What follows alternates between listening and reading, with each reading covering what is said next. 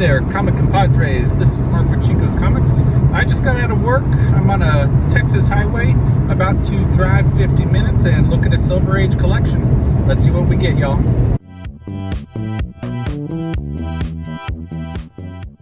Hey there, my comic compadres. This is Mark with Chico's Comics. Thank you all for jumping in today. I'm going to be going through an amazing Silver Age comic book collection that I just purchased this past weekend. To preface my video today, I want to let you all know I'll be breaking up this video into a few separate parts just to give this collection the justice it deserves.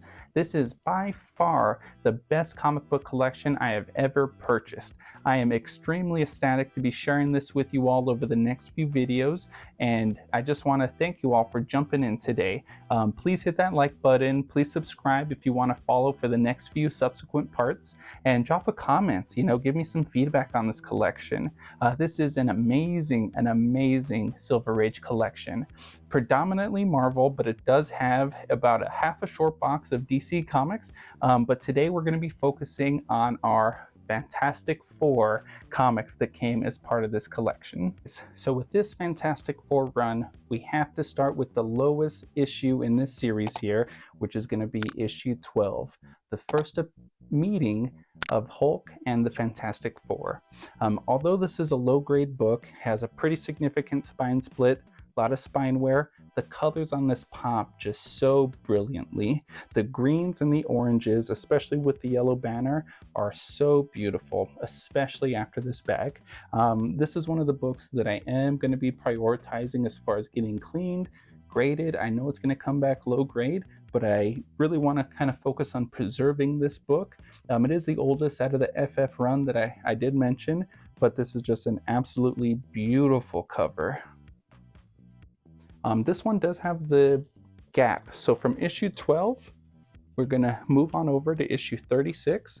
And after 36, we're going to have a straight run. A couple of duplicates along the way, which I'm excited to share. But we'll be coming into issue 36, which is the first appearance of Medusa. She is here on the cover. I love the colors on this cover here. We do have Sandman as well. But yeah, issue 36, Great Early FF Key. We're going to follow that right up with issue 37.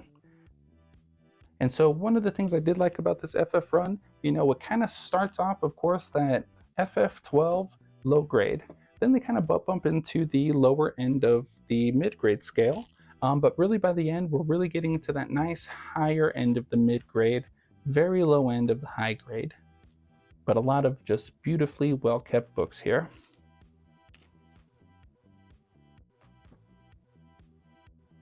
Issue 39 just has this amazing Dr. Doom cover. I love him kind of perched over the city skyline here. You have Fantastic Four and Daredevil here on the cover. Just excellent. Anytime there's Dr. Doom with the Fantastic Four, I've got several issues of the later part of this run in my collection, but I'm extremely happy to be adding these earlier FFs. We have issue 40 here.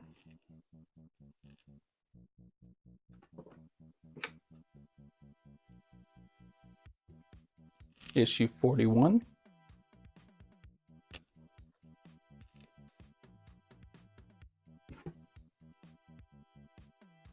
Issue 42, and I do have a soft spot for purple colors. I love the purple kind of ombre look to this. It really makes the yellow pop. You have Reed Richards and Thing up here just entangled with one another. We're going to follow that up by issue 43.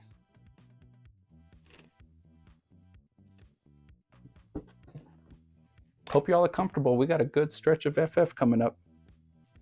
The next book we'll be checking out is going to be FF issue 44. This is the first appearance of Gorgon.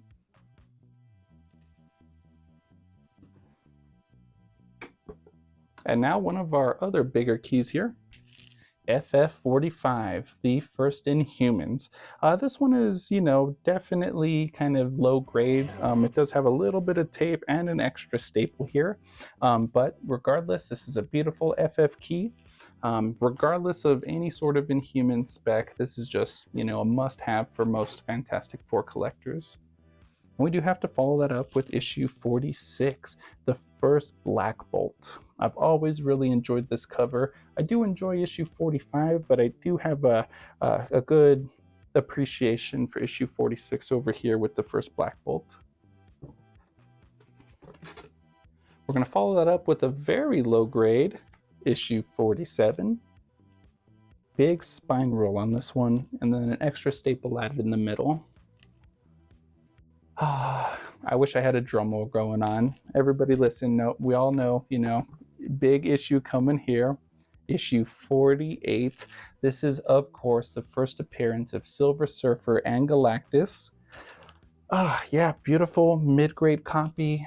And I could not be more elated when I was going through this collection and there was a second copy. I was just so blown away that there was two of these here. This guy definitely knew how to collect, and to have two of these beautiful copies here, definitely different grade. This one is definitely closer to about a 6.0 under my estimation.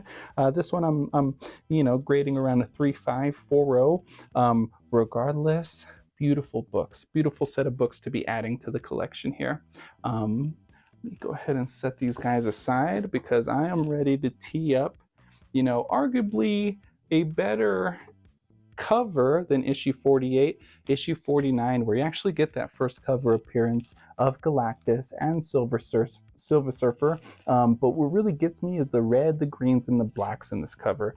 I will always love issue 48, but there's definitely a collector's divide when it comes to which one has been preferential. I know the market definitely demands a premium for issue 48, but arguably the cover on issue 49 just chef's kiss edges out issue 48.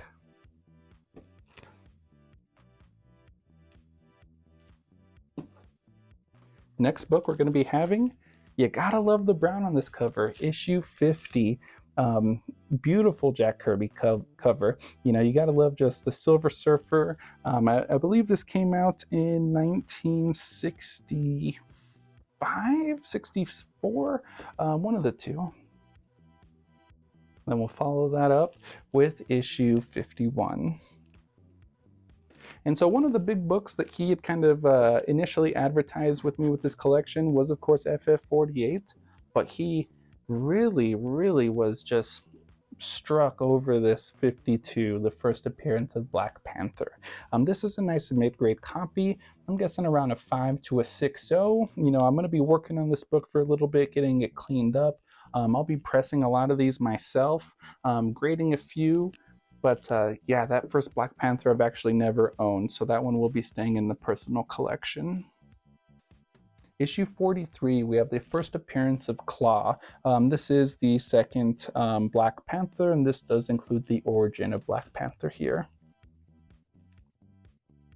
Yeah, Claw was interesting in the MCU. I do love Andy Serkis, but they definitely changed up his kind of mythos a bit. So, I wish I would have gone for more of that kind of earlier galactic mythos that Claw had.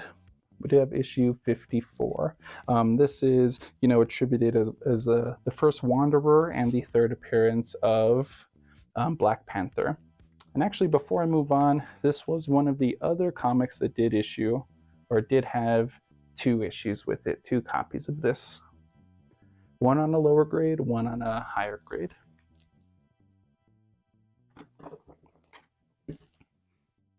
I love this cover. I believe this is the first appearance of Silver Surfer's Trunks. You probably won't find that on the CGC notes, but once again, one of these just beautiful purple covers, and I think it really does emphasize a lot of the kind of shadow and texture that you see on Silver Surfer here. Beautiful, and it makes his kind of beam really pop here on that purple background.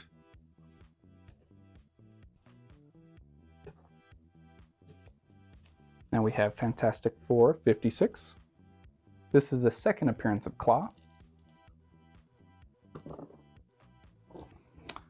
Issue 57. This is actually one of my favorite Doom covers. Yeah, I just love just how powerful and present he is on this cover. It really does add to the gravitas of his character as a whole. And then issue 58, this iconic Doom cover here.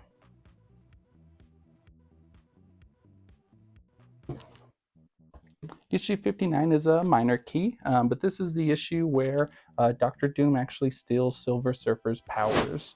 I can't remember if that was part of the Fantastic Four Rise of the Silver Surfer movie, part of that first series that came out. I think that that Doom stole Silver Surfer's powers briefly.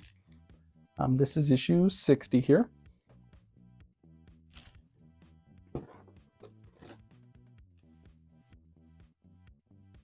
Issue 61.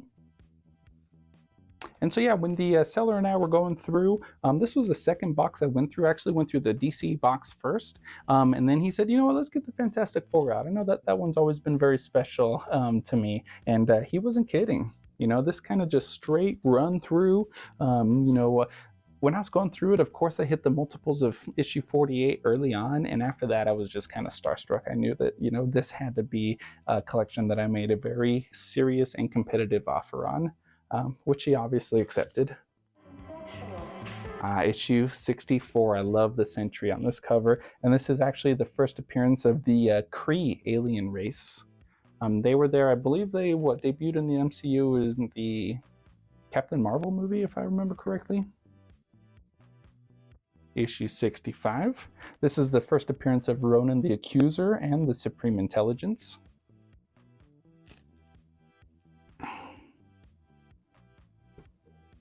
Issue 66, which now kind of briefly gets into the origin of him. And that followed up with a nice issue of issue 67, the first cameo and origin of him. Yeah, I'm excited to see the Guardians of the Galaxy 3. You know, I know they kind of alluded to him in the first movie. So, you know, I love that actor, Will Portier, if that's how you pronounce his, or Poulter maybe. But he's a great actor. He really kind of bulked up for this movie, so I'm excited to see what he does. Issue 68.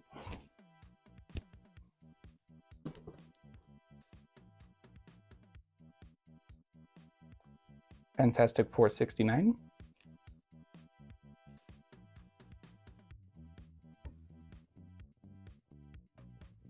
Fantastic Four 70.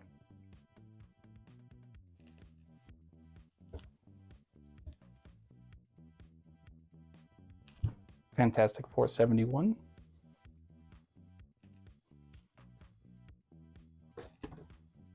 This another iconic Silver Surfer cover. Fantastic Four 72. This is definitely, we're kind of going into that low end of the high grade. But yeah, beautiful cover. Really one of my favorite. The reds, the blacks, and then that silver just right smack in the middle just draws your eyes in immediately. You got the Watcher in the background. Issue 73.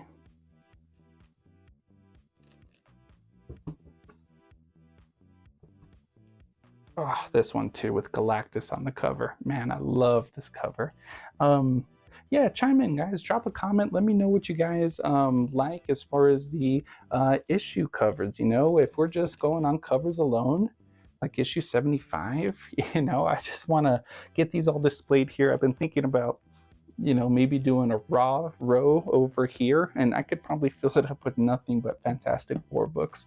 But everything that will be coming along in the collection in the next parts of the videos. Obviously, this video would be probably an hour long if I just sat through and went through just every single book in the collection. But like I said, there were some pretty excellent runs.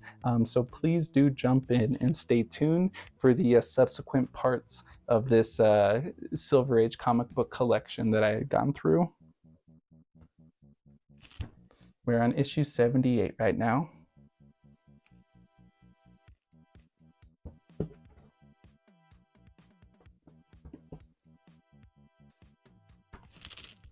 Issue 79.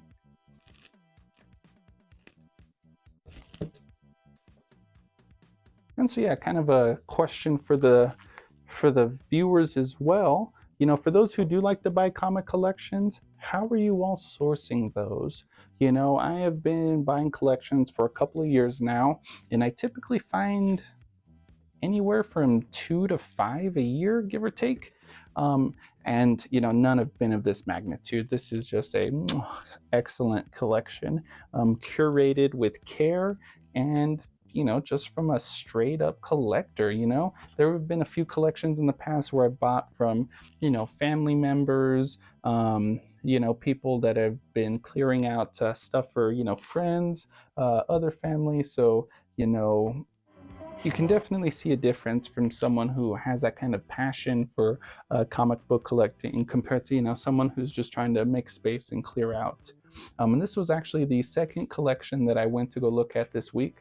There was another Silver Age collection that I was checking out, but this guy pretty much said that he had these books in his basement for decades and didn't know anything about them. None of them were bagged, none of them were boarded. They were all in pretty low grade conditions. Pretty much all DC, so a lot of like Jimmy Olsen's Friend, some Superboy, a little bit of Superman, no major keys, but this guy had $100 price tags on a bunch of stuff, which happens at times. People equate vintage and old with value, which isn't always the case. But in this collection, no questions asked, the value is absolutely present, and this necessitated a very strong offer. And so when him and I did finally come around to talking about price, he said he knew what his collection was worth. He wanted it to go to a collector, and that was one of the things that I really did appreciate from him. Him and I, spent about half a day together. It was 4.5 short boxes, but him and I talked comics, we talked artists, art, we talked movies. This guy was a huge cinephile. He must have been in his, older years of life, but he knew all the MCU movies, he knew all the DC movies, DCEU movies, and so by DC, I'm including everything before the Snyderverse. So yeah, he was just extremely knowledgeable, kept up with the pop culture, said he hadn't really bought books since the 80s, but he would go through from time to time and check out his collection. And everything had been in there for so long that the bags were just completely stuck together. I did take a picture of the bags after I had done bagging. That yellow tint that you get on old bags that have been sitting in storage or the basement or garage for 20, 30, 40 years. These things were yellow. I can't tell you how many times I washed my hands in between, how many times I wiped down my table after I was done bagging and boarding. But that is probably one of my favorite parts about buying a collection, is going through and getting that hands-on with all of the comic books, being able to bag and board, unearth these guys and let them breathe after decades and decades, going through panels, checking every book for a double cover or a signature, which I did find a couple of signatures in some of the Hulk books that I'll be going in next part. But just beautiful. He even told me, he was like, man, I can see the look on your face, like we just had a great time. And he told me, he said, man, you can stay here all afternoon, we can just talk shop. But yeah, I got a wife and I got 2 kids, and like I said, this was a 45-minute drive from my house to his house. It was actually moving over to the next town over to pick up this collection. And, we hadn't really talked price ahead of time. I didn't really know what would be all in the collection, but I had taken, a few $1,000 with me. I wanted to be prepared. They didn't have a branch of my bank there in his town. And so I didn't have enough money, and I had to drive another 45 minutes back to town, extract more money from the bank, withdraw more money, and then jet right back onto him. So I drove a total of about 3 hours and some change, because I was hitting that 5 o'clock traffic on a Friday, and it was well worth it. I was smiles the entire time. But yeah, definitely picking up this collection, I would have driven double that just to have the opportunity to chat with this guy and pick this up. So yeah, we have gone through issue 36. We're in the hundreds now. We're coming close. We're going to be doing a couple of the annuals here.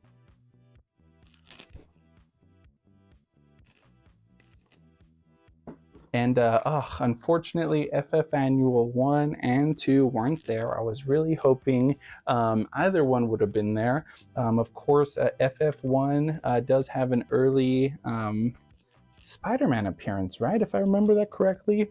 Has Submariner on the cover, but issue 2 does have that Doctor Doom storyline. Here are some of the Fantastic Four annuals. Issue 5 here. I thought I had issue 3 here, unless yep, I do. There it is, a little out of order. This is the wedding of Sue and Reed Richards. You know, definitely kind of low end. There's a little bit of tape on the cover here, but just a great FF key. The biggest key out of the FF annuals is definitely issue 6, the first appearance of the Annihilist. And yeah, this is a great mid-grade copy. Beautiful colors, beautiful reds here.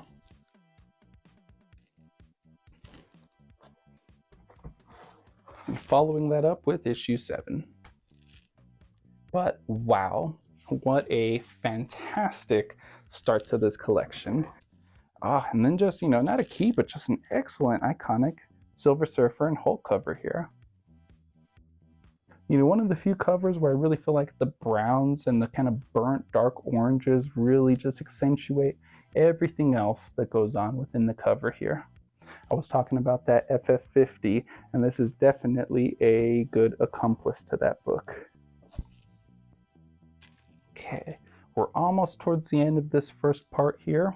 We'll be doing Tales to Astonish 95, 97,